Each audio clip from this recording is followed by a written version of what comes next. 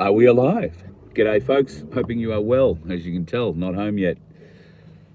But I think I have reason to be excited.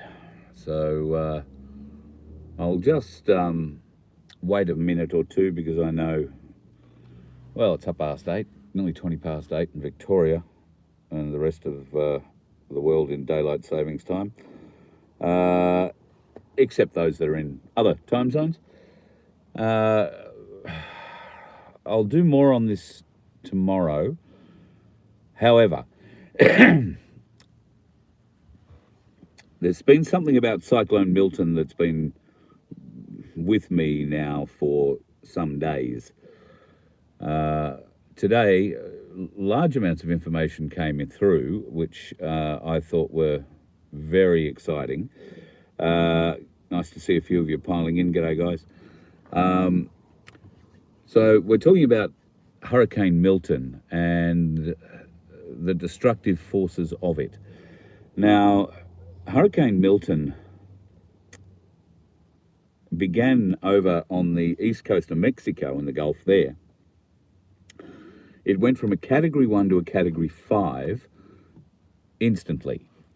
Now, that's pretty much unheard of. Anybody here who knows anything about cyclones, our Category 1 through 5, very similar to the hurricane system. Hurricanes turn the opposite way, has something to do with the hemispheres. Cyclones have a couple of different characteristics, but by and large, they are the same thing.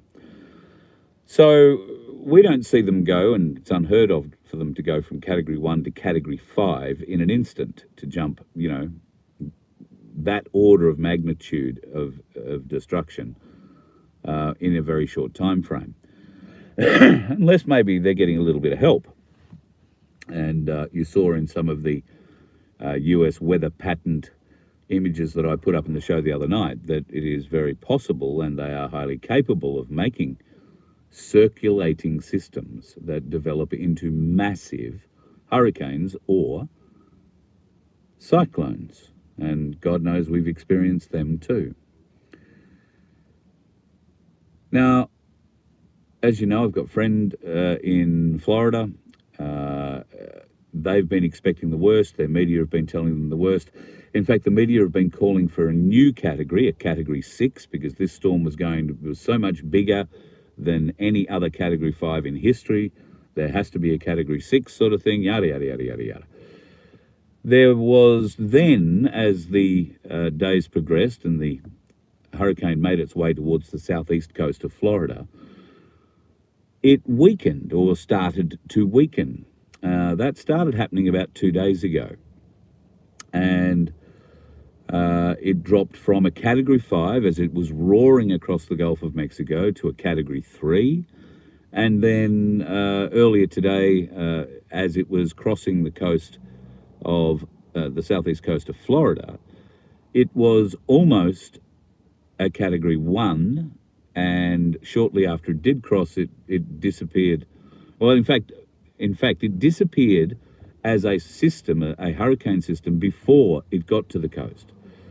And I saw some very, very intriguing vision, which I will dig up again, and I will save. I thought I had saved it. I've saved the wrong bit. But this vision shows an X-ray or ultra spectrum view of the storm system, including the eye of the hurricane. And the eye of the hurricane, oh, somebody's with big red pink hands. Hello, Margaret. God, I hope you can hear me. Can you hear me? G'day, Pete. Tell me you can hear me. Been talking along, prattling along, and hello, you're all saying g'day, it's beautiful. Somebody please say you can hear me. Oh, you can hear. Thank you. Now everybody's saying it, so there's a bit of catch up. All right, so this cyclone, or I beg your pardon, hurricane eye collapsed in on itself, therefore collapsing the hurricane system before it got, some hours before it got to the coast. Now, there was still storm surge, but the winds were gone, so they didn't have that sort of force behind it. And the rain had begun to ease as well. The rain systems weren't as hot, as hard, or as heavy as they came across. Now, that doesn't mean that there won't be localised flooding and other things, but it definitely means that this system, which was promising to be of catastrophic proportions where it crossed, and the damage it could do, well, at the moment, that damage seems to be pretty much localized to just the very coastal areas of the eastern part of Florida, starting with Tampa Bay and, funnily enough, US CENTCOM, where it did get an awful lot of water, and those storm surges did push through. But they've basically pushed through the base and not too far out anywhere else. So that in itself I find a little bit interesting. But then, and I have a copy of this tweet that I will show you when I get to the computer. I have a copy of a tweet from an announcement. It is an announcement that says that it effectively at 0400 hours on the 8th of October, a company in league with a group of high-level American observers began an attack on the hurricane to weaken its destructive forces by way of dropping the windfall, lowering the wind speed, lowering the amount of rain that was going to be delivered in this system, and lowering the swell or the storm surge that was accompanying this massive storm. Now, that tweet went out at 0400 on the 8th. And 2 days later, right on the cusp of it crossing the coast, as the deadliest storm ever to cross the American coast, it peters out into what is ostensibly a very large tropical low that is not rotating anymore. It lost all rotation. Why do I find all that so interesting? Well, I find it interesting because the tweet came from a man who owns a company based in Australia. And that company based in Australia is all about protecting people from catastrophic weather events, whether it be inside the climate, cycle, or the climate crying cycle, or outside.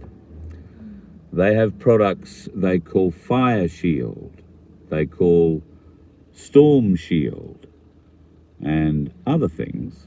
And from what I understand, it is a mixture of AI, science, and proprietary technology that allows them what looks to be, in this case, and let's wait for it to be confirmed, I might be getting myself ahead of the ball game here, but I think that this Australian company, I know the name of it, I guess, do you want me to share it with you? I won't share it yet because I'm trying to reach out. I have a contact who knows the owner of the company, and I'm desperate to try and get a hold of him. So you know who you are, mate. If you're watching this, give me a call. But this technology, when it breaks, will be ground shattering, and it looks for all the world right now like weather manipulation, weather control. But if it is for a good way, a good source, for a good meaning. And this company has a website. This company has already been trialing and testing this in this sort of technology in many areas around Australia, but predominantly there was a test done down in Victoria some years ago now that was extremely successful, and yet there persists through government channels a great resistance to acknowledge the success that this Australian, dare I say, Queensland company is having. Well, right now, I expect we're going to find out in the next 24 to 48 hours just how big that little Queensland, Australia company is going to be and how important it's going to be in the world going forward.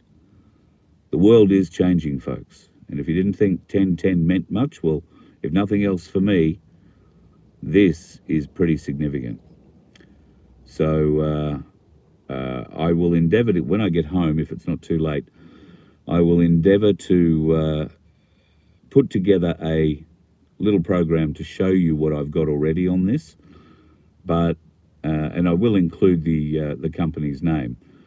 But I'm very excited to be given the opportunity potentially to get a conversation with this gentleman, and I don't want to blow that out of the water just yet. Just let it be known that I am telling you, in my estimation, this company had something to do with what happened to that storm.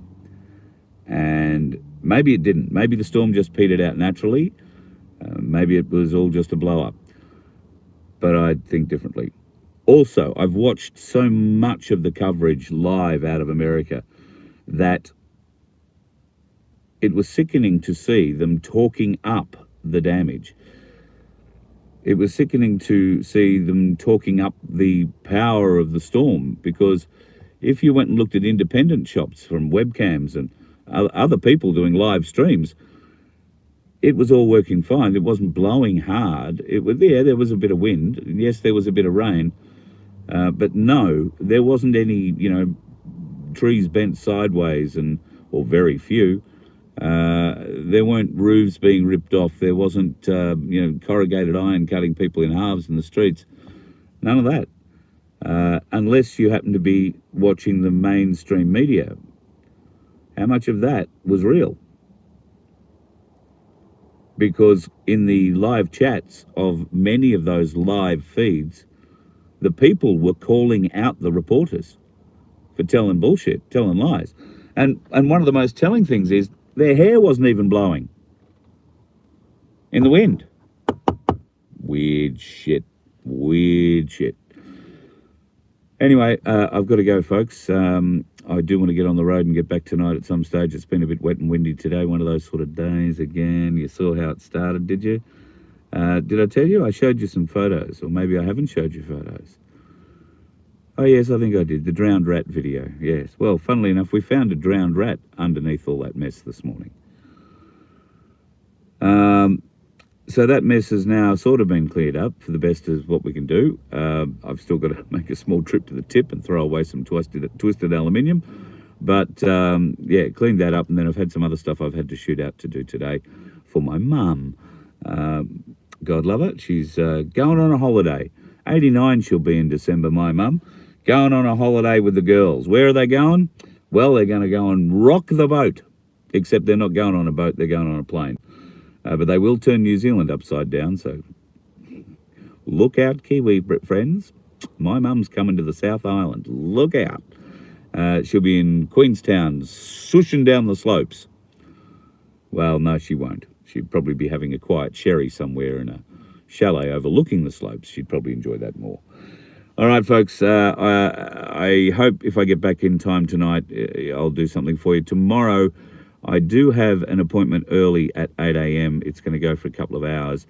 If I don't get something tonight, I'll get it on after that. I also owe you a Bob Q&A. Now, that Bob Q&A was meant to take place again yesterday morning, but because I was unavailable, I had to go up to Ainsley Bullion and film something, which I'm hopefully editing and getting to you over the weekend on FBN. It was unable to happen. But Bob has agreed to come back Monday morning, and we're going to do it 11:30 a.m. Australian Eastern Standard Time Monday morning. So if you're up for a Bob Q&A, 11:30 Monday morning next at Australian Eastern Standard Time. You figure it out from wherever you are, daylight savings time.